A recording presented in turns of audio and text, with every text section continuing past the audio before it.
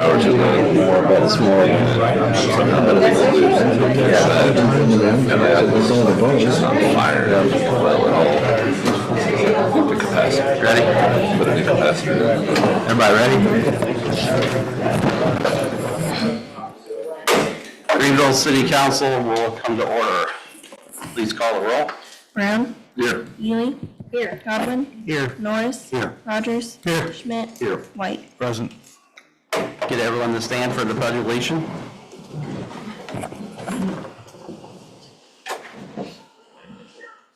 Pledge allegiance to the flag of the United States of America and to the republic for which it stands, one nation, under God, indivisible, with liberty and justice for all.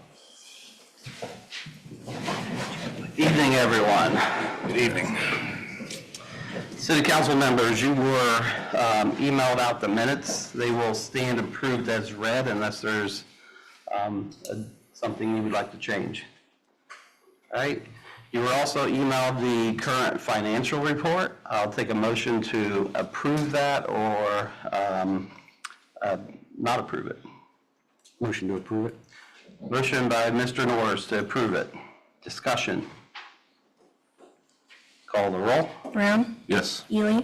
Yes. Godwin. Yes. Norris. Yes. Rogers. Yes. Schmidt. Yes. White. Yes. Okay. Approval of the agenda. I believe we have a need to add a number 6 for a resolution paving bid. Is there anything else to add on that? I was thinking there was 2. The only other thing that we can add, but we can make the addition later, is about the phase 2 sidewalk bid we wanted to discuss. We had 2 bids in, and so I don't know if we want to kind of go into that discussion now before we amend the agenda, or if we want to hold that for a little bit. How about we'll hold that until we get to Mr. Delk. How's that? Okay. Move to approve the agenda as amended. Okay, moved by Mr. Schmidt to approve the agenda as amended. Discussion. Call the roll. Brown. Yes. Ely. Yes. Godwin. Yes. Norris. Yes. Rogers. Yes. Schmidt. Yes. White. Yes. Okay, moving on. Next is our public hearing section. Anyone would like to come to the podium and speak?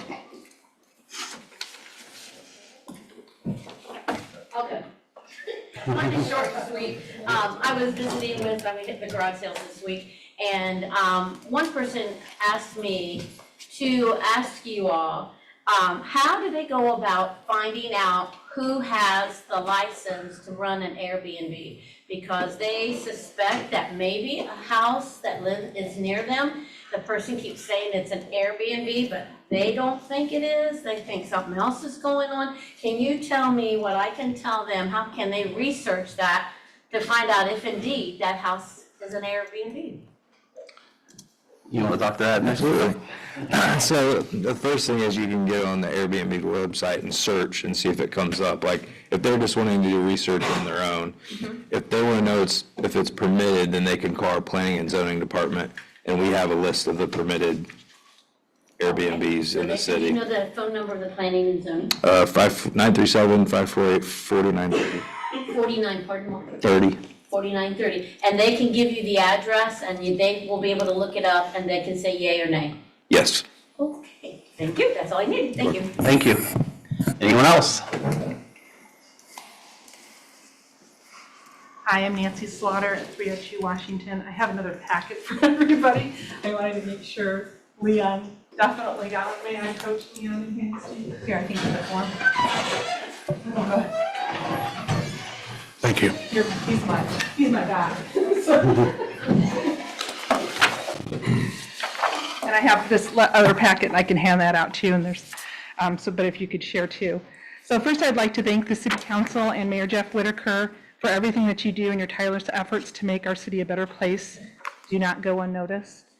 The first thing I want to do is let you know that since I last came to City Council, I heard that Dennis Aslinger left the city engineer office, and I was very sad to hear this, as he is a treasure and was a credit to that office.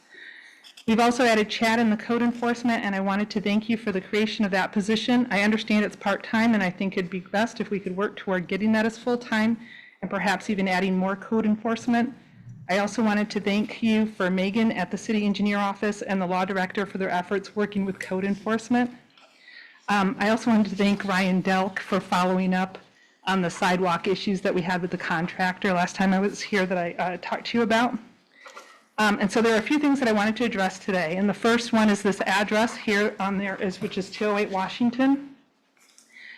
There's a couple pictures here.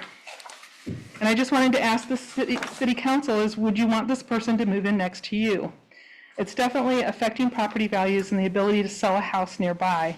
I can't definitely speak for everyone, but I definitely would not want this to happen at a property next door to me.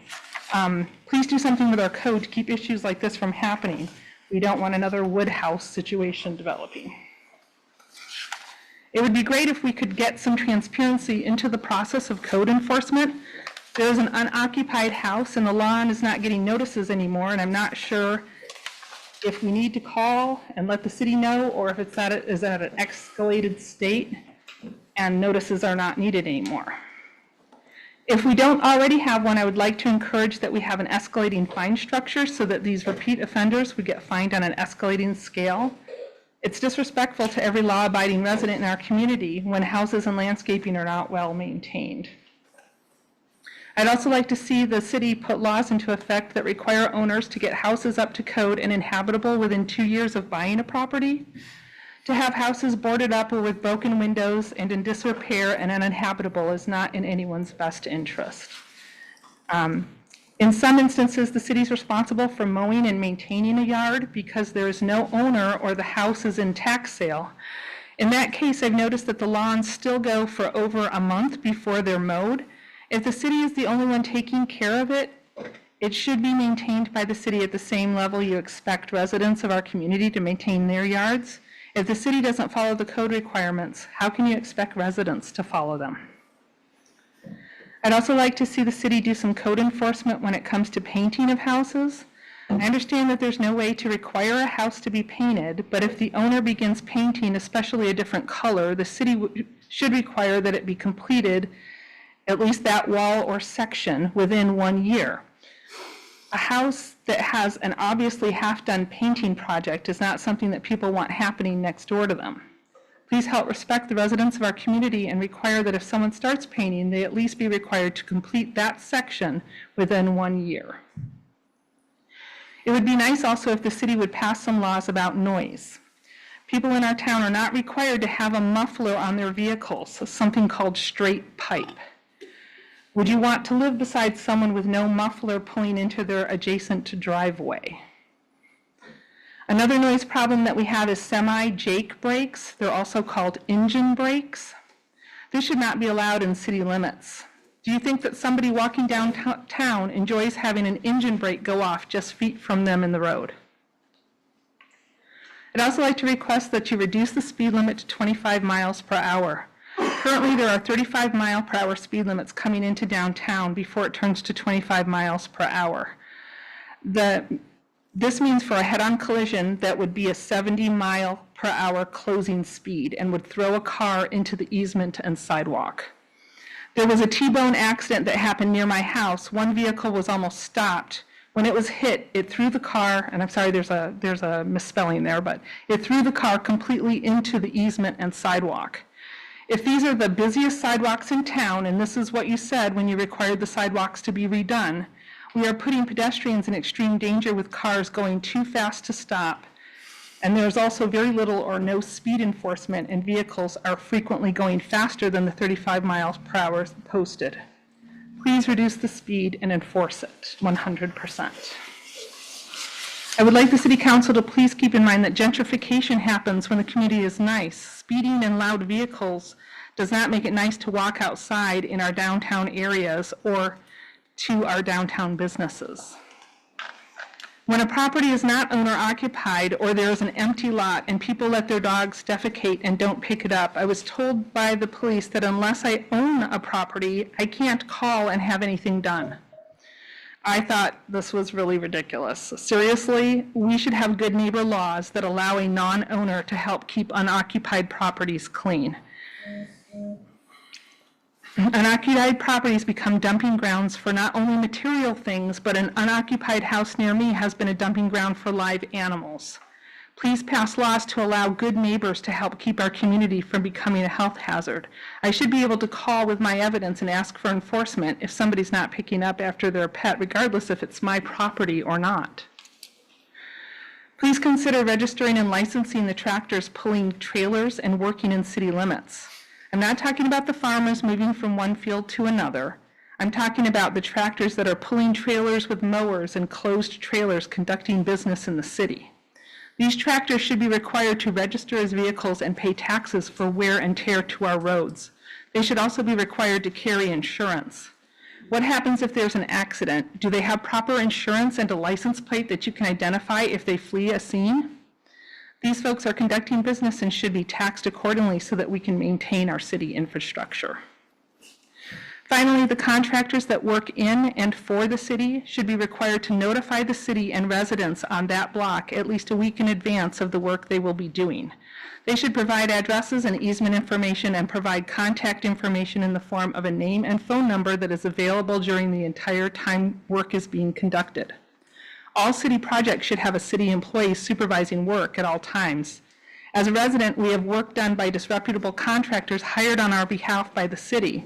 We have no one to call and report poor workmanship from Friday afternoon to Sunday. If the city isn't working, then the contractor shouldn't be working either. Who is inspecting code, et cetera, when the contractor is working but the city isn't? The sidewalk project is a great example. That contractor didn't grind the stumps down below ground level, but how are we supposed to get that fixed when the work was done after hours and no one from the city was there to see how poorly they executed their work? When Outdoor Enterprises worked on our water main replacement, they introduced themselves and were happy to give us a phone number to contact them. This level of service should happen on all city projects. I know that was a lot. If you have any questions, please let me know. Thank you. Thank you. Thank you.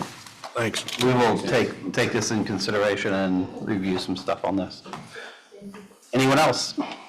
I did wish to, but I don't want to take up your time. You have a lot of things. My opinion is the beauty and probably everything else is in the eye of the beholder. But the reason I came up here was to comment on that event that happened 229 years ago that you all proudly sit in front of, rightly. But I don't know if you all have noticed. So we have two historical events at the end of July now. The Annie Oakley out there, the gathering at the Garst out here. And they're both historical basis, but neither are really focusing on that important event that we claim is what we should be proud of and known for. Yet what happens, and I've seen it for the last several years now.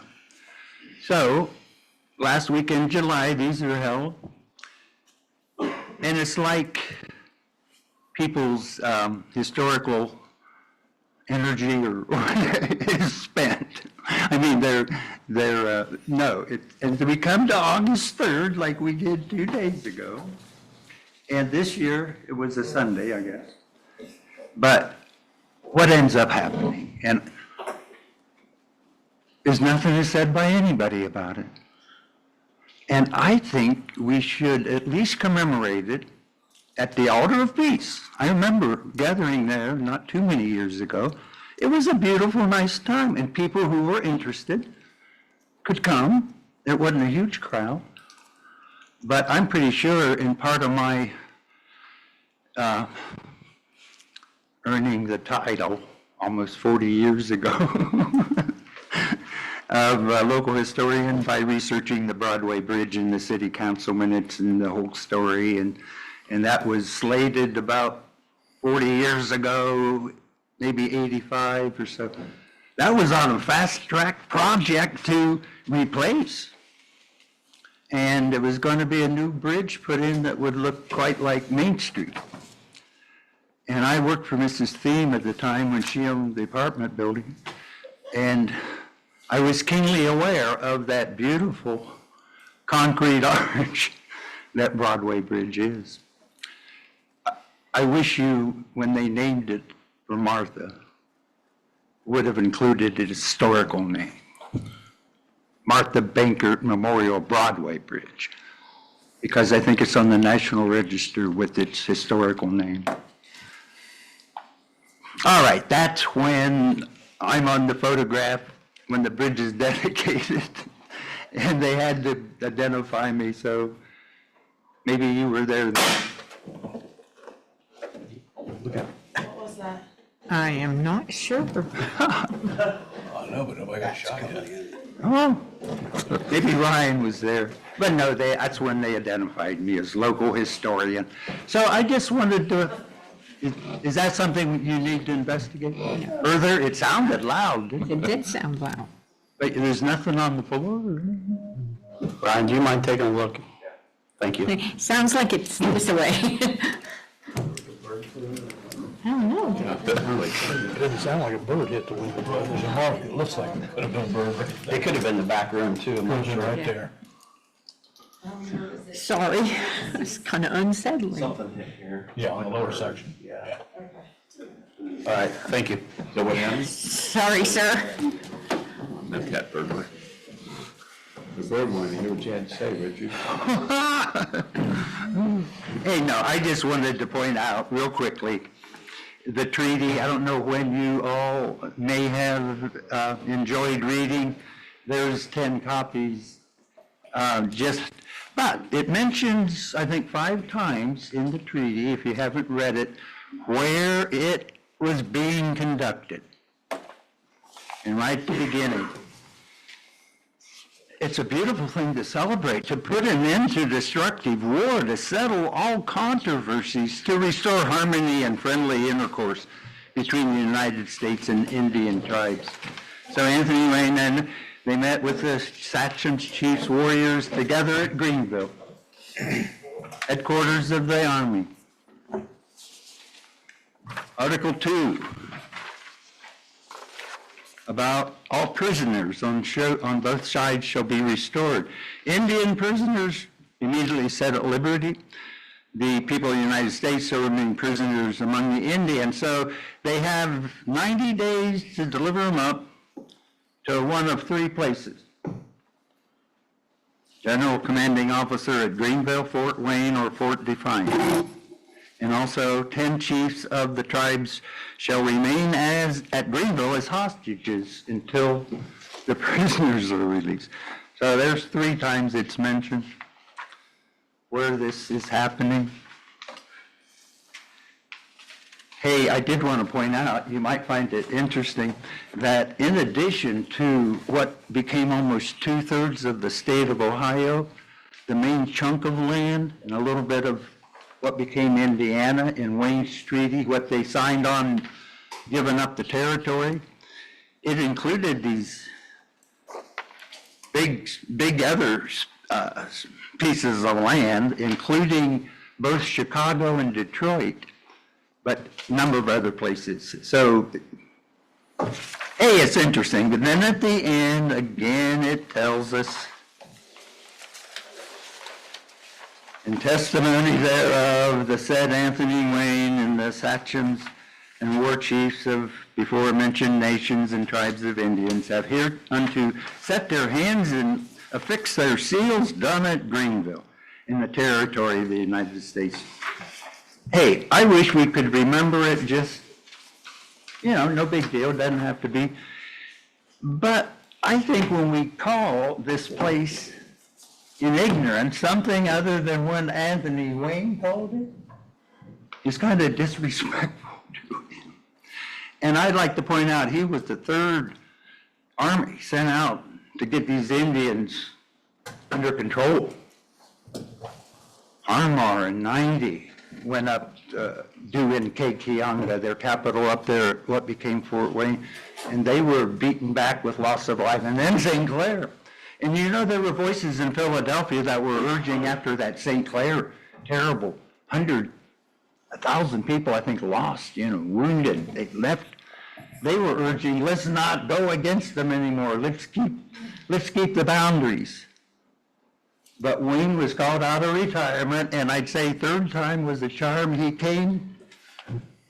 All of us who own property today, or even rent property, have to thank him for getting the title into the United States president. Who was it by his time? I forget, Madison, was it? Any rate, and then they surveyed it, and now we get to own it. Thank you. Thank you, Richard.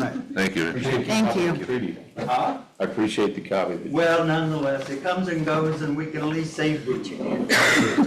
Thank you. Take care, Richard. Anyone else would like to come to council? All right, moving on. Administrative reports. Mr. Mayor. Got a couple of things. First of all, I got wind from a few people that there's letters going out stating that Greenville is or is about to become a sanctuary city. And I just wanted to dispel that rumor, not going to happen. I don't know where this is coming from or what it's aimed at doing, but it's not going to happen. Second of all, I want to remind City Council that on December the 19th of last year, Greenville City Council passed a one-year moratorium ordering that there to be no issuance or processing of permits for adult recreational use cannabis operators by the City of Greenville. And although adopted by a citizen initiative on November the 7th of last year, Ohio Revised Code Section 3780-25 that authorizes a municipality to entirely prohibit it, as the Village of Versailles has recently done in June with their ordinance number 24-27. So I'm requesting that the Greenville City Council, which has always been a strong proponent of support of drug awareness in the community and of drug prevention educational programs in our schools, pass an ordinance prohibiting the establishment of adult recreational use marijuana dispensaries, cultivators, and processors, or any form of synthetic cannabinoids within the corporation limits of the City of Greenville. And I would like this legislation to be on the agenda on August the 20th, the next council meeting. Okay. Any questions? Any council members have any questions on that? Okay. Thank you. That it? That's it. That was easy. Yeah. Mr. Safety Service Director, Mr. Delk. Thank you, Mr. President. First, I'd like to touch on ordinance number 3 and 4, the personnel and the wages for personnel, just to make sure everyone's aware what the plan is and why we're doing this. So it is, we're going to move the inspector position. It was in the engineering office as far as construction inspection and stormwater technician, which what the stormwater technician does is does all our permitting with the EPA for our stormwater runoff program. So they run that as well. So we're going to move that position down to the street department under Matt Myers. It just makes a lot more sense there. They're in the know a lot more of what's going on construction-wise out and about. That also, the resources are better suited down there if somebody's off or if we have a lot of projects going on to be able to kind of pick up the pieces of that inspector position. So what this does, as far as the personnel for the strength ordinance, it just moves it from the planning and zoning department under the street department. And then the second one, the wage, it just changes the name from engineering tech to inspector / stormwater technician in the wage ordinance portion of that, but that's the plan to move forward. Any questions on that? So that reduces the planning headcount by 1? Yes. And the plan is not to replace the planning director. So we'll save wages there as well. Brian, is there any other thoughts about doing other inspections like plumbing and electrical instead of having it hired outside the county? So we've talked about it. It's tough. Even Dark County, so the health department does all the plumbing inspections, or they're responsible for inside the house plumbing inspections portion. And they've hired 3 or 4 different ones and not been able to hold on to them. So now Miami County's been having to pick up the slack there. And then on the electrical side of things, it's currently ran through the Dark County Commissioners, which then they contract with Miami County to do those. I've checked into it a little bit, like, could we? But you're talking a substantial amount of money to get some people like that hired and things up and running. I'm not saying we couldn't dig into it further and it wouldn't be cost effective or be able to pay itself back, but it's another department and another set of funding that we're gonna have to come up with on the front end. Okay. Was the last strength report the one in April? Yeah. Normally, we just update it completely. Okay, well, the new one and the old one still show the planning with 5 people after you made that move. Oh, So we can strike it. I'm just trying to, apples to apples. Yep, absolutely. I will not be hiring 2. Thank you. You're welcome. Second thing, so as we talked, Phase 2 sidewalk bids. We had the bid opening a week ago, Tuesday. We received 2 bids. One was from America's Deck of Concrete, who did Phase 1. That bid amount was $229,927.25. The second bid was a company called Belgray out of the Wilmington area. That bid was $242,320 even. So we had a lot of people up here concerned about when ADC was here doing the work. We kind of all went through it and heard the things. I've reached out to references on both sides and had mixed reviews from other municipalities. Some liked the one, some didn't like the other. It was both. I will say, I think we learned a lot from Phase 1, as I talked about. Phase 2, myself and Matt Myers at the street department and Wes at the street department, and then we're going to get this new inspector hired to help us out as well. There's a lot that needed cleaned up on the inspection kind of things. As Ms. Slaughter said, weekend work like it can't happen. They have to do work while our inspectors are here and on site and able to manage the job and keep things moving well and safe. With that said, after my research and because of the $16,000 difference, or I'm sorry, 229 to 242, 12,000-ish, 13 difference.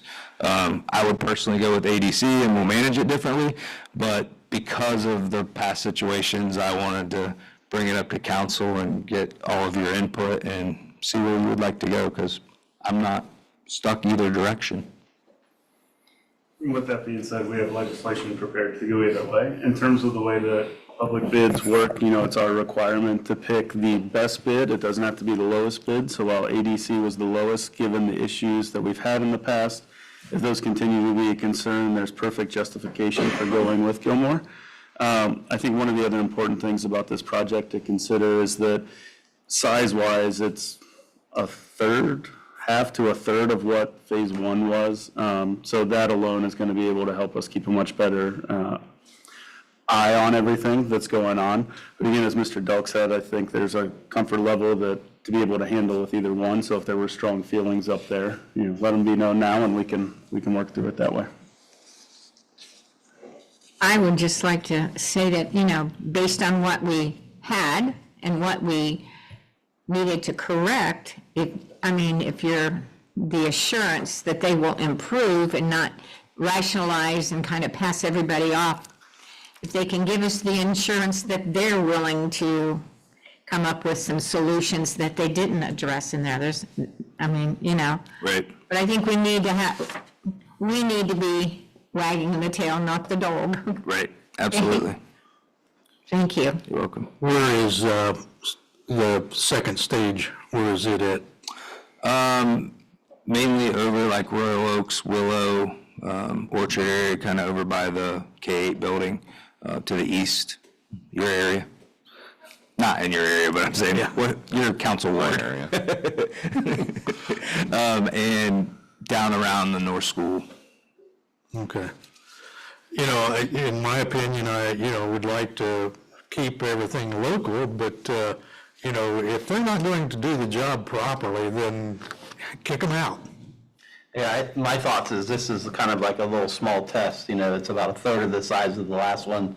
Let's see how they do here, and then this decides next year what we're gonna do. So they're on their, they're on guard, yeah. So, And is there a way that, let's say that we get halfway through it and we find out they're not doing what they're supposed to do, can we do anything about it at that time?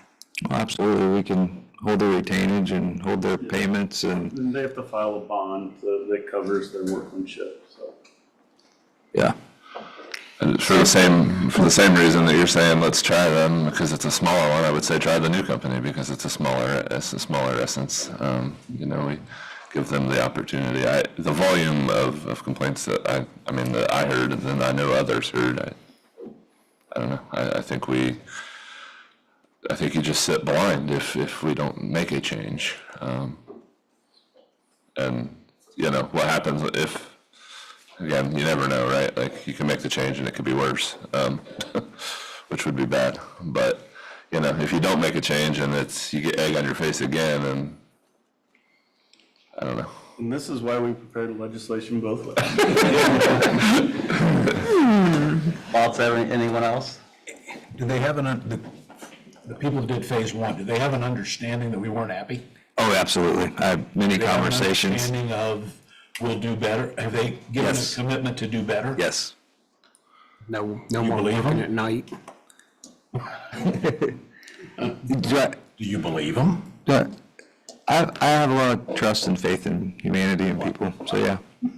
Ryan's biggest flaw. It is. Some people would call it a flaw. Another thing too, if we go with what I'm gonna call out-of-town contractor, and maybe it'll shape the other one up a little bit and say, well, hey, we messed up the first time. We lost the second round. Maybe we ought to think about this. But you always have the devil you know and the devil you don't know. Yeah. Yep. I mean, And you had called several places, and you kind of got votes. Yeah, if it would have been one-sided, we wouldn't probably be having this discussion right now, but when it was, double-sided, It's so hard to find Makes it contractors. very tough.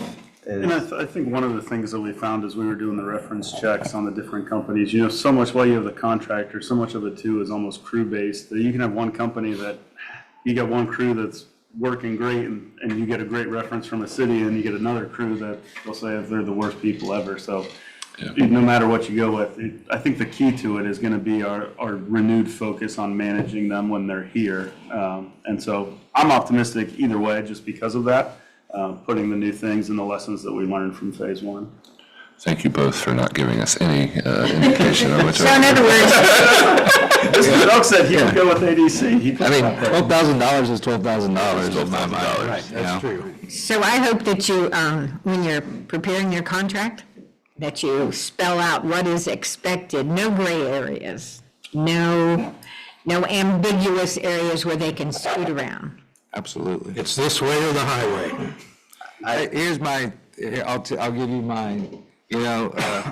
How's the saying go? Fool me once, shame on you. Fool me twice, shame on me. Well, fool me twice, I think we can all say we're done. That's it. We gave you your opportunity, but it's $12,000, a lot of money. All right, so what's council want to do? Which, I think the appropriate thing at this stage would be for somebody to make a motion to amend the agenda to add the seventh piece of legislation with approving or accepting the bid of whichever contract you would fill in the blank. do I want to make that motion? Go before Brian. So move what? To add that seventh piece of legislation on the agenda Adding what vendor? for American Decorative. Okay, moved by Mr. Godwin to add the resolution for the sidewalk project through American Decorative Concrete. Discussion? No more discussion?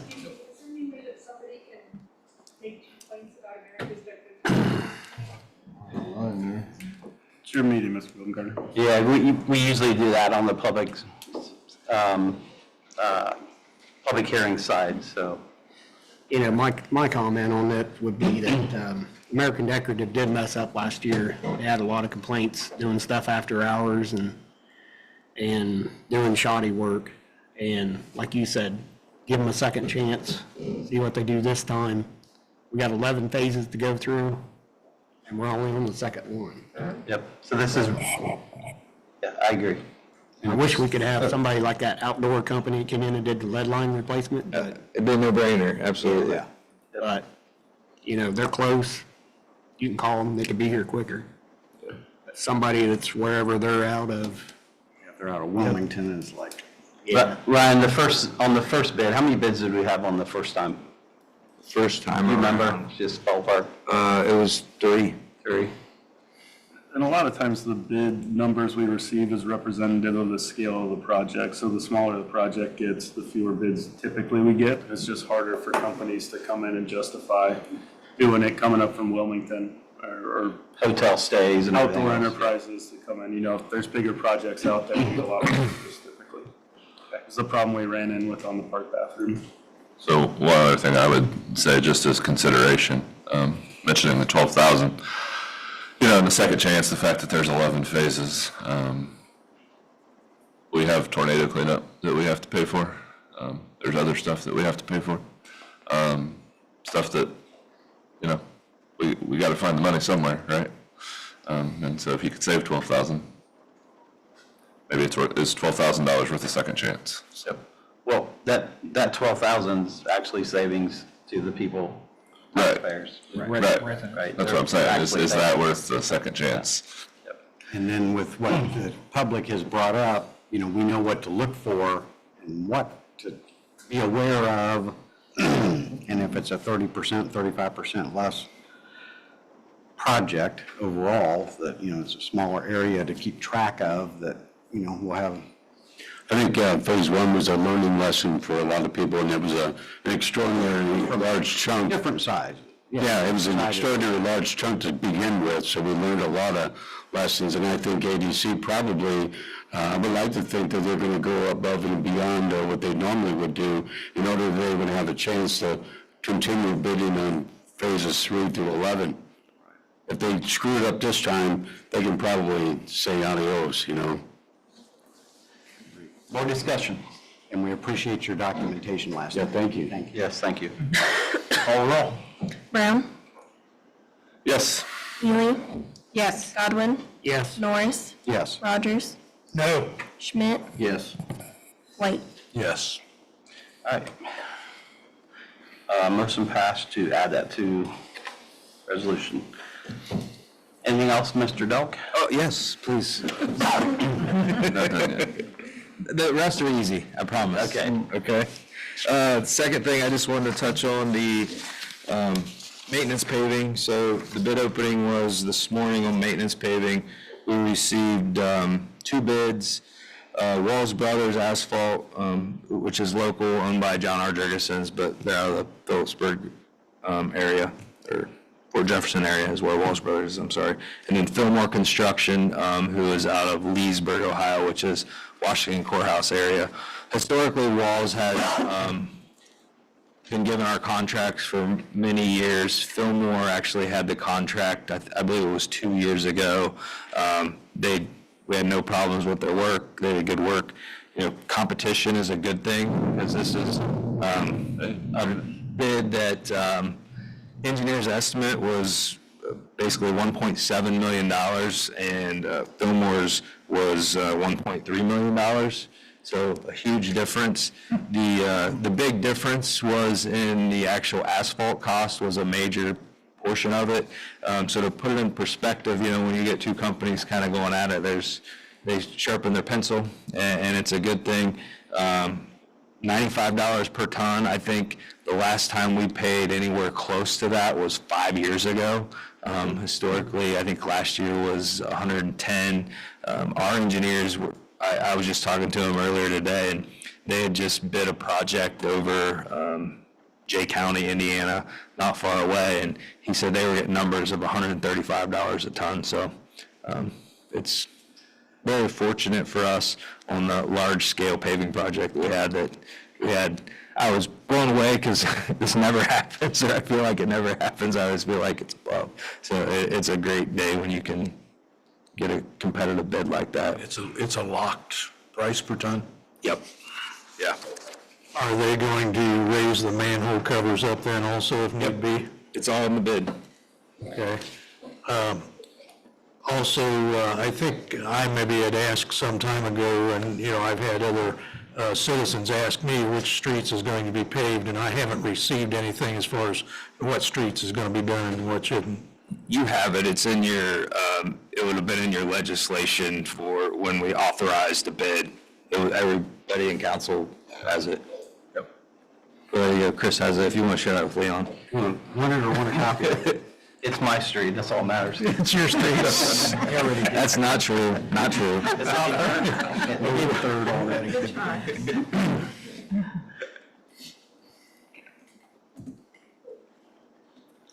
Anything else on paving? Nope. Good, okay. Just an update on Yellow Park restrooms. Buildings up, Ruffton Plumbing's in. We have the splash pad temporarily fired up, so it's usable. Concrete's poured around the building. Next week, we will be putting the roof on and doing the floors. And then Fair Week, the plumbing contractor is going to be coming in and installing all the fixtures.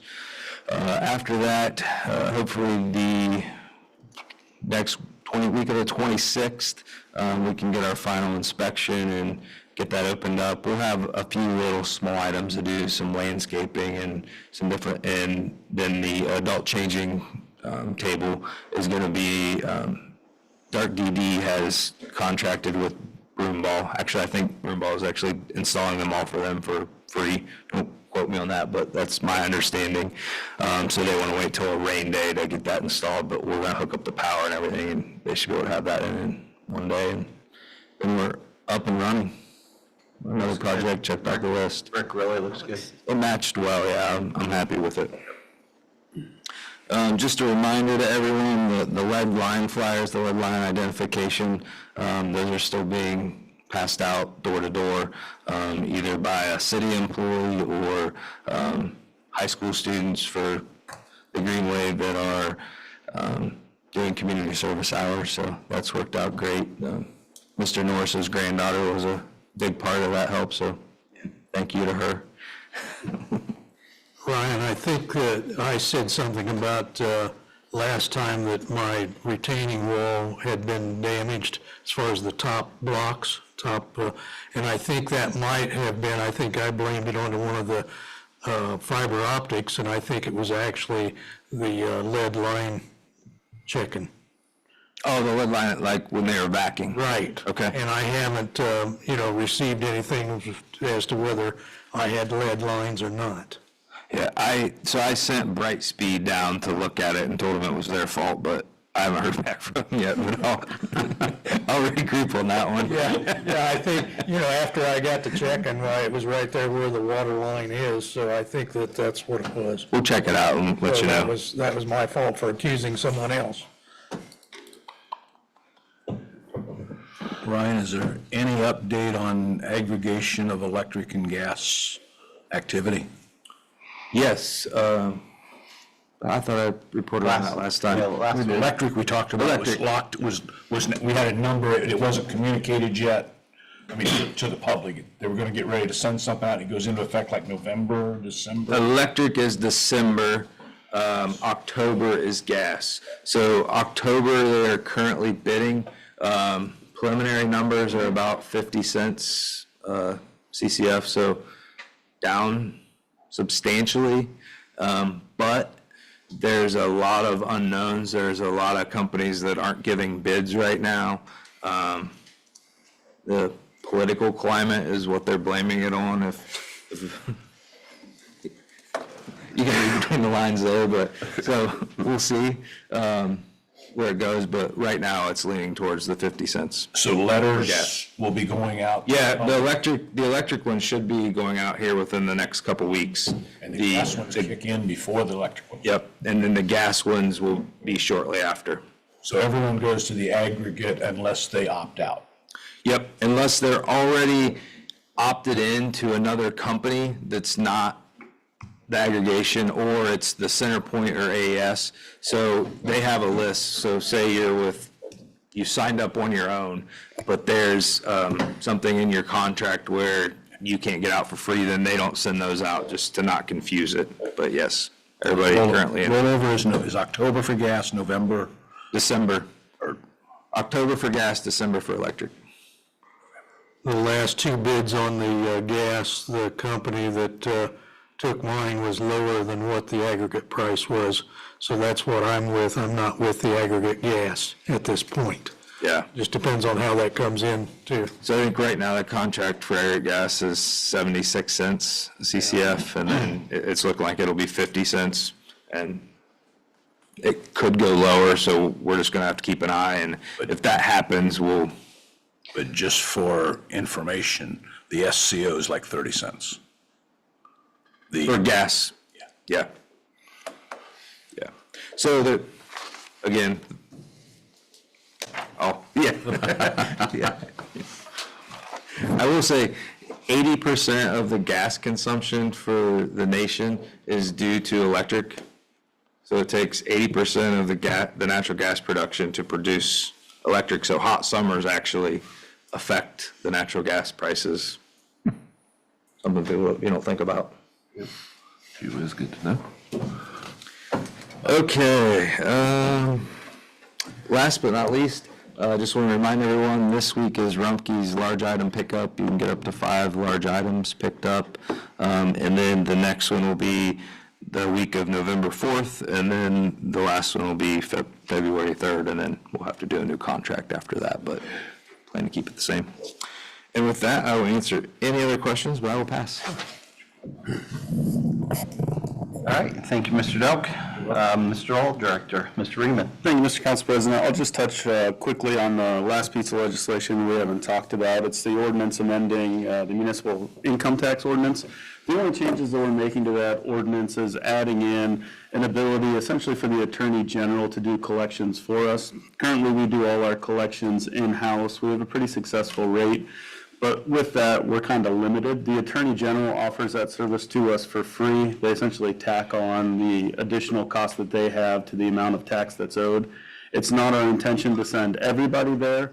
Essentially, we send out letters to everybody. We try to work with them, but if we hit a dead end, then we're able to turn them over to the Attorney General.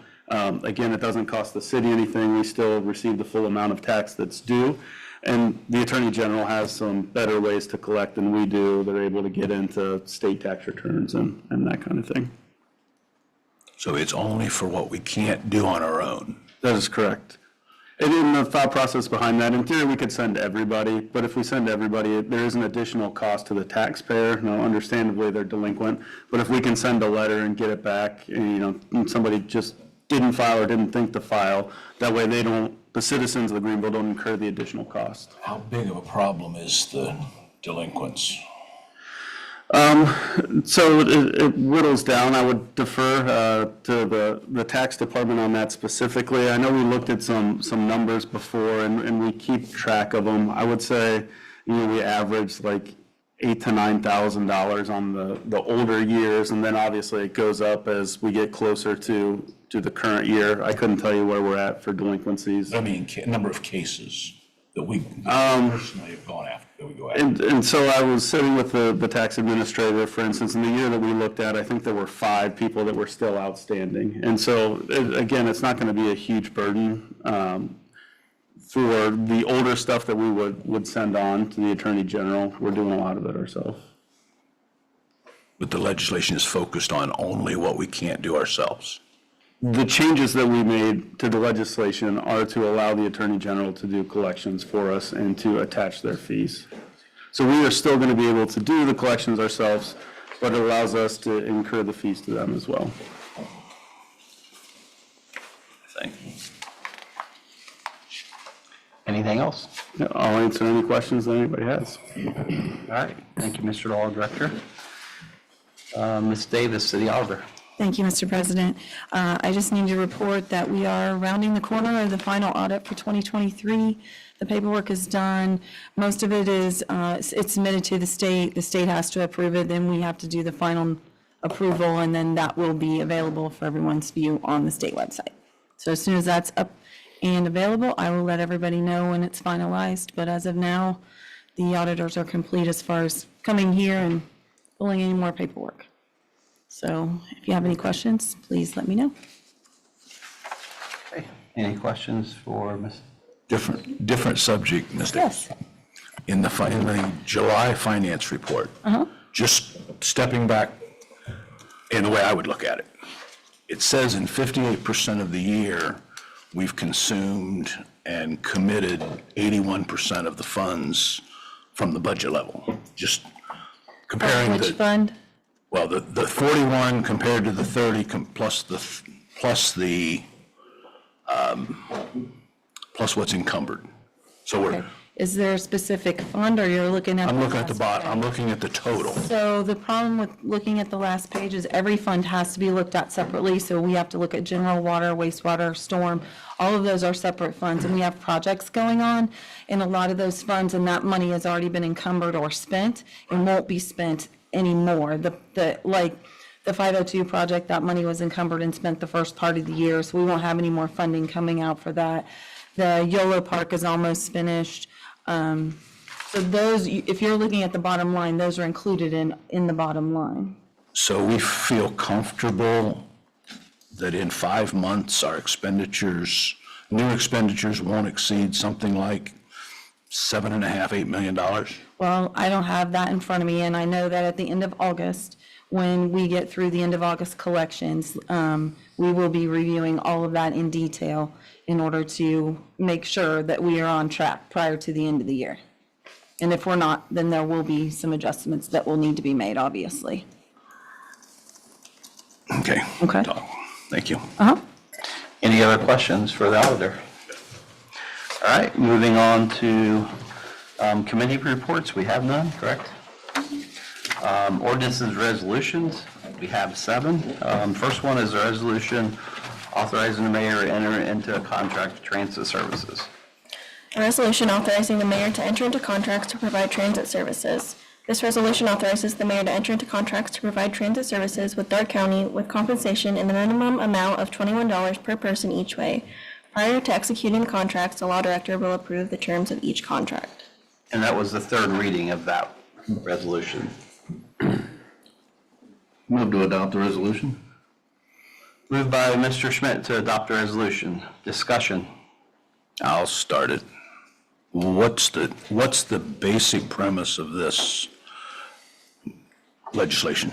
Let's just try it that way. And so the thought was that we've approved the individual contracts, that this essentially created more of a blanket, so it sets a floor of the $21 so that every individual contract wouldn't necessarily need to be brought back to council, so that we could have, here's the floor. If we were going to deviate outside of that, we would come back to you, but essentially to make life a little bit easier. So we're setting the floor lower than the level we set for the contracts we've just established.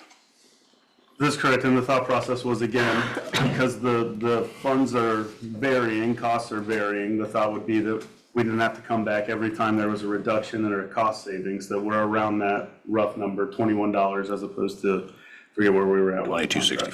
$22.65. Right. Because if costs went down and we needed to do a contract for $22.50, but we had set it at $22.65, then we're coming back. And so the hope was that we were close enough to provide some flexibility, but not be so far out as to be constantly bothering you. And we've decided we don't want those to come before council anymore. It's your option. I'm just asking. Legislation. That's just, yeah. Who else? Any more discussion? My question is, at this point, how many full-time drivers and part-time drivers do we have for transit?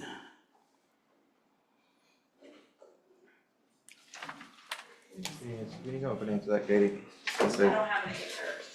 We've lost a couple, gained a couple, I have some in trading. I don't have the exact number at this point. And does the people that work in the, I want to call it building out there or office area, can they drive buses if need be? Thank you, Katie.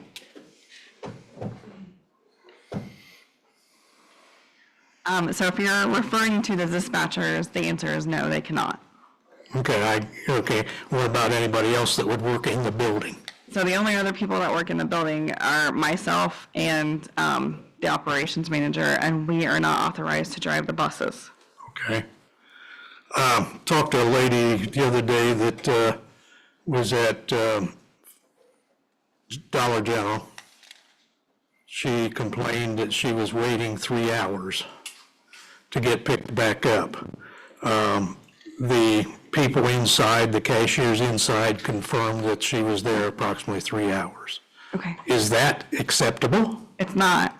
So if you could give me the name and the date, I can look into that further. That I'm not sure of a name, I didn't inquire on that part. Okay. I did have another gentleman the other day that said he just would not ride transit anymore because he was waiting all the time. Had to call several times to get picked up from his residence, and he's just tired of it. And so, we're wanting to extend out into the county, but we're not taking care of the people that's in the city of Greenville either. So, I'm not sure that we're doing a service to the city or the county either way, if we're not able to, pick up and so forth. And I know you mentioned before that, people, that if they call whenever their appointment is done or whenever they're done shopping or whatever, then it is going to be a delay. Well, if you go to a doctor's office, you never know when they're going to get you in. They may have your appointment at 1 o'clock in the afternoon, but you may not get in that appointment till 1:30. So, it's going to throw them later. I do know there was a person at dialysis that was waiting over an hour sometimes to get picked back up. Now, dialysis, most of their patients is all, their schedule is pretty much set. So my understanding is, the last I heard was that there was 3 full-time drivers and 5 part-time drivers. That is incorrect, I can tell you that. Okay. Well, that came from 2 of your drivers. Okay. That's not correct information. So, but, I think we're doing a disservice to people if we're not able to pick them back up. So I will begin with, I respect your opinion. I don't agree with it. And we are public transportation. We are not medical transportation. And I think it's just a little bit different. I think you're comparing apples to oranges. But if you're picking people up and taking them to medical appointments, that does constitute medical. It does not. We are public transportation, not medical transportation. I will say as well, when you talk about the county, 80% of our rides that go out into the county are residents of the city of Greenville that are going out into the county. Probably 15-ish% is county individuals wanting to come to the city to shop, spend money, that sort of thing. And probably 5% is county to county. So you're still servicing the city of Greenville in a different way, obviously, but you're still servicing them. I don't think it's fair to say that we're not just, we're out in the county running from place to place and not servicing our residents, because most of it is our residents. But still, if you can't get them picked up on time or whatever, it's a disservice. Yeah. And we've had, driver problems, drivers leaving, drivers coming, drivers driving for 2 days and not wanting to be there anymore. I'm not saying that we're not having some growing pains and we need to be at full staff to be able to service it. That's a very fair statement. I know we changed that strength ordinance here some time ago. What did we change that to? If I don't recall right off. So it added 3 part-time drivers and 1 part-time dispatcher to the already strength ordinance, which I believe was somewhere around 6 full-time and 10 part-time. 7. 7. 7 full-time drivers, 10 part-time drivers. Well, I know that's what it says, but I don't know whether that's true or not. Yeah, I mean, we may not be up to that capacity. We're not at that capacity, I can guarantee you Staffed that. at that, but Yeah. to that. And then I think for context, also my own personal message, my dad was at Miami Valley Hospital and we had to get transferred back here to go to inpatient hospice. And I waited over 12 hours. So 3 hours is not good. Nobody wants to wait, but I also think it's unrealistic in the industry to think that everybody's running perfectly on time. It's not something that we're trying to do to be late. It's something we aspire to do. So while we talk about these numbers, I think we need to look at the bigger picture as well.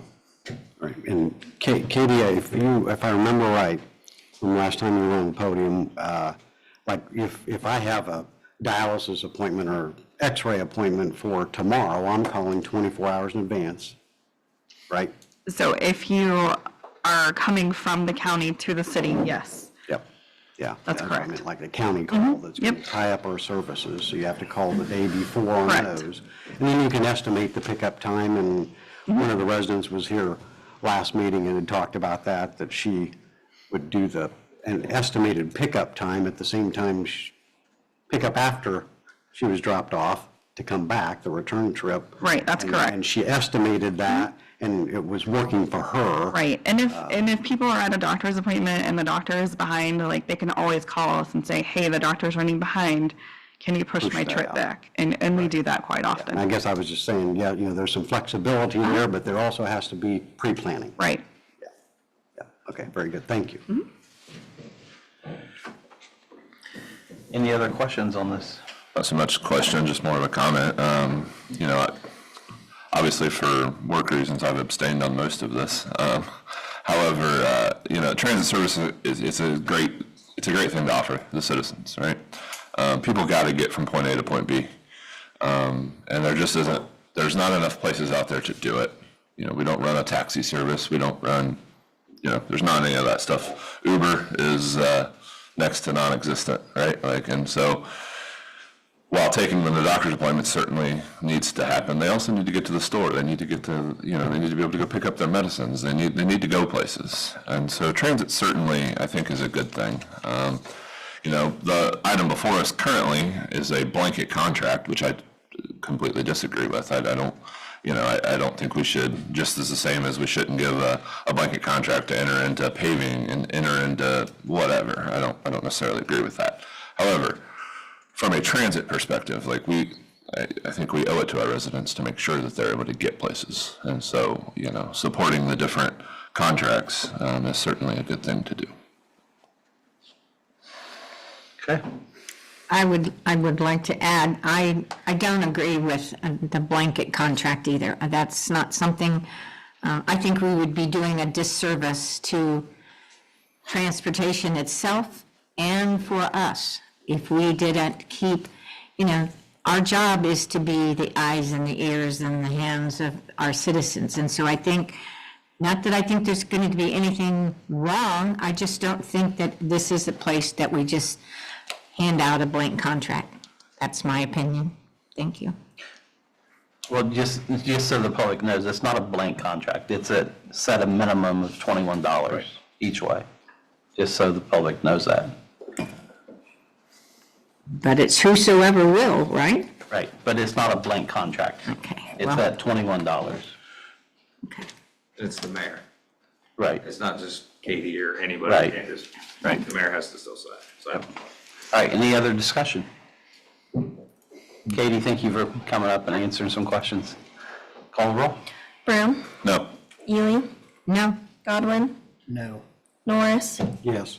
Rogers, No, Schmidt, Yes. White. No.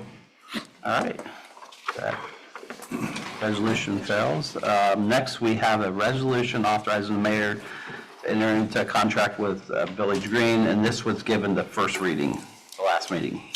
A resolution authorizing the mayor to enter into contract with the Village Green to provide transit services. This resolution authorizes the mayor to enter into contract with Village Green for transit services that provide the city with compensation in the amount of $22.65 for each person each way. Move to suspend the rules, give this resolution its third reading by title only. Motion by Mr. Schmidt to suspend the rules, give this resolution third reading by title only. Discussion. Call the roll. Brown, Abstain? Ely, No. Godwin, Yes. Norris, Yes. Rogers, Abstain. Schmidt, Yes. White. Yes.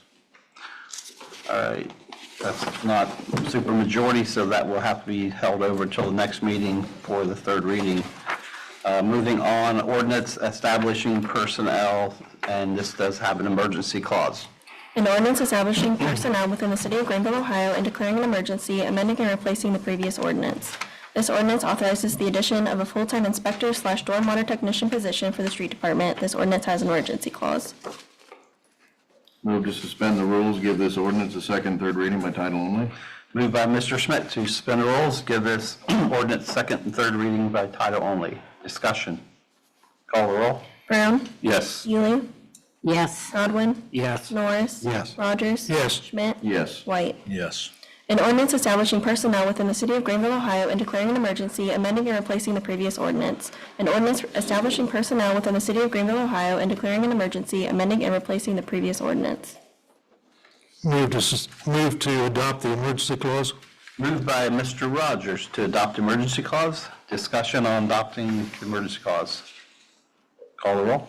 Brown, Yes. Ely, Yes. Godwin, Yes. Norris. Yes. Rogers. Yes. Schmidt. Yes. White. Yes.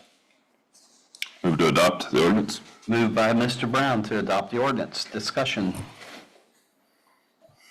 Call the roll. Brown, Yes. Ely, Yes. Godwin, Yes. Norris. Yes. Rogers. Yes. Schmidt. Yes. White. Yes. Okay, moving on to number 4, ordinance establishing wages for personnel, and this also has an emergency clause.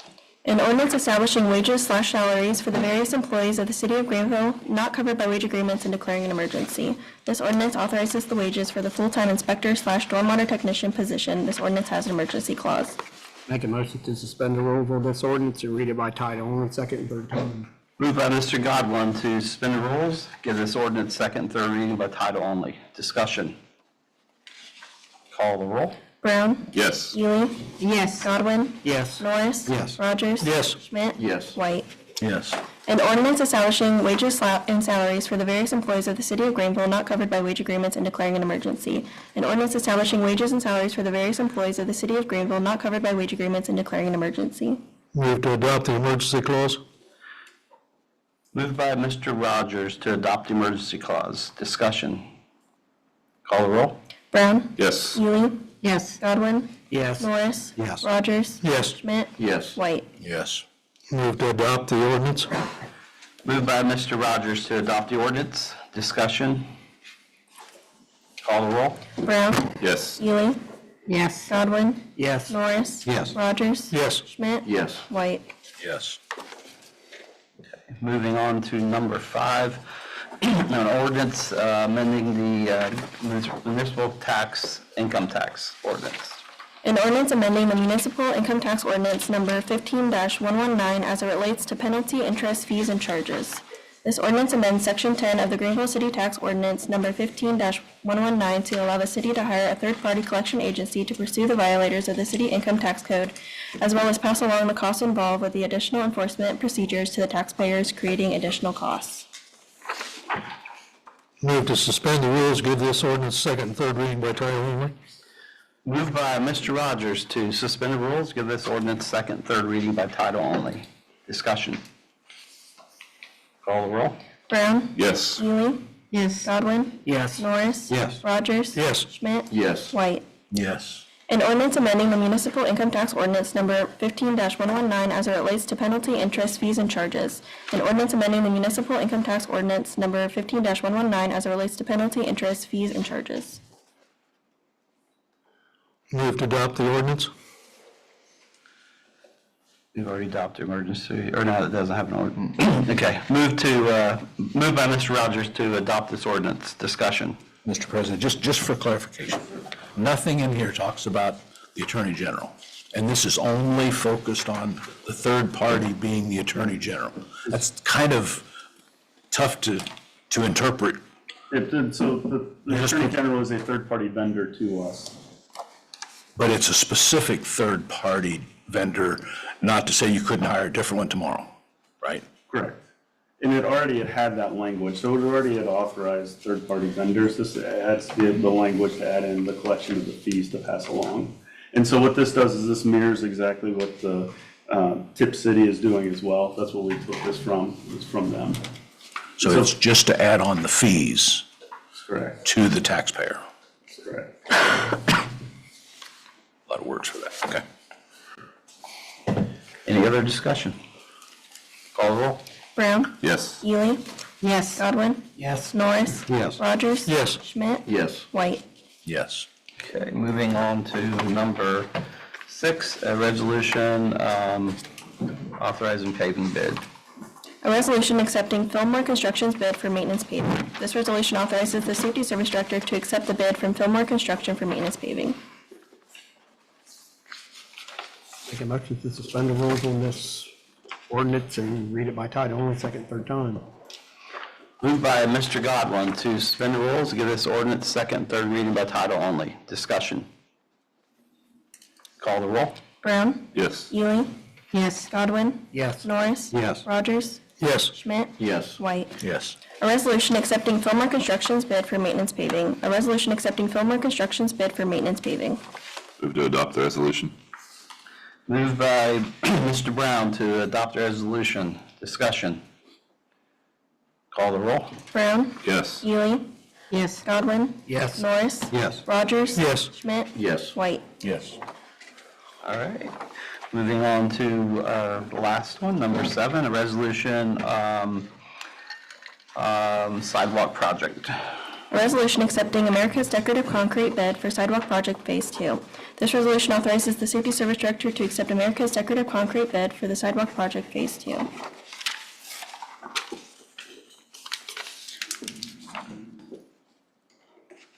Move to suspend the rules, give this resolution second, third reading by title only.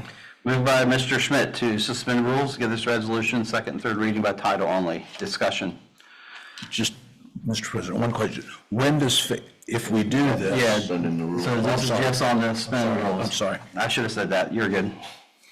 Any other discussion on suspending the rules? No. Call the roll. Brown. Yes. Ely. Yes. Godwin. Yes. Norris. Yes. Rogers. Yes. Schmidt. Yes. White. Yes. A resolution accepting America's Decorative Concrete bid for sidewalk project Phase 2. A resolution accepting America's Decorative Concrete bid for sidewalk project Phase 2.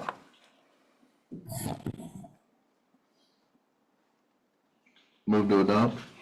Moved by Mr. Schmidt to adopt this resolution. Discussion. Here you go. Mr. President, Mr. Delk, Yes, sir. with this approval, when does Phase 2 start and end? So it starts as soon as it's approved and we get the contracts in place. And then they have until January 31st to complete the project, Of 25. 24. So it'll be completed this year. Completed by the end of the year. Say that again real slow, because January 24. I'm sorry, December 31st of 24. They have until July 31st of 25 to complete the paperwork. Just for clarification, and I thank you Absolutely. for that. Thank you. Any other discussion? Call the roll. I was in July, Brown. Yes. Ely. Yes. Godwin. Yes. Norris. Yes. Rogers. No. Schmidt. Yes. White. Yes. All right, that completes our ordinances and resolutions. Under old business, we have none. Under new business, looks like we need to set a joint meeting for council and CIC. That's great. And It's set, isn't it? September 17th at 7 p.m. You read my mind. Anybody gonna show up this time? So everyone put that in their calendar to be a half hour early for that meeting. And that's usually just a short meeting, right? That'll be in plenty of time for a council meeting. What does what gets accomplished in that meeting? So it's I think it's in the bylaws, right? Where CIC and council has to have an annual meeting, just like the cemetery board and some other entities. Check mark, okay. Yeah. Procedural thing. Yep. Have to have a meeting to have a meeting. Yep. All right. Council representing outside committee, we had community action. Dolores, do you have anything for us? I do. Well, Here it is, sorry, got it in my papers.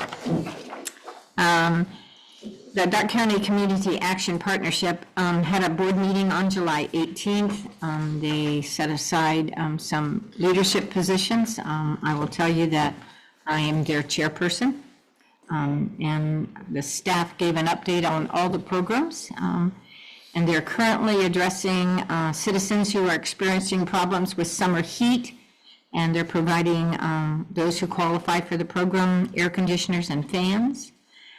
They're continuing to work on housing for citizens and for veterans. The clothing bank and the food distribution are major outreaches to the community, and these are both doing very well. The center over the last year has experienced some major staffing issues. I'm happy to report that they are now on the positive side, and although they don't have a completely full staff, they are getting a whole lot closer. So I was pleased to hear that, because all of the staff that's out there works very hard and very diligently for their community. So I was pleased to hear that they're moving forward and getting their staff issues. And with that, that's all I have for you. Okay, thank you. Jessica, would you do that? Communications? We received an official petition to council members. Can we read that?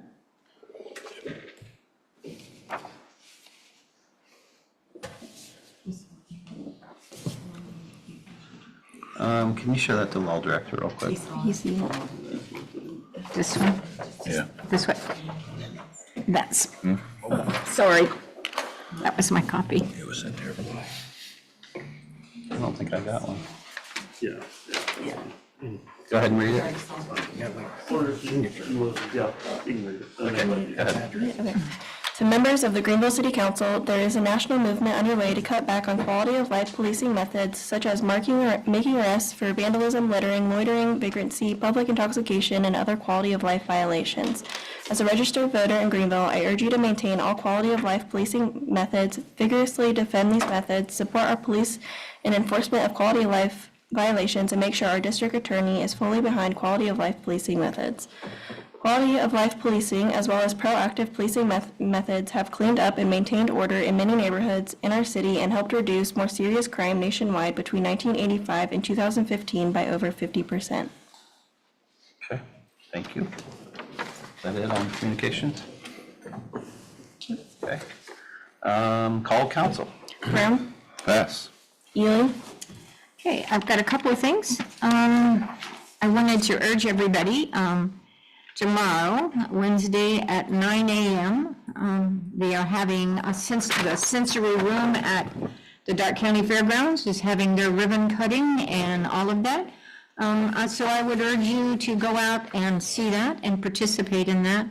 I know that's very important, especially to some of our DD citizens.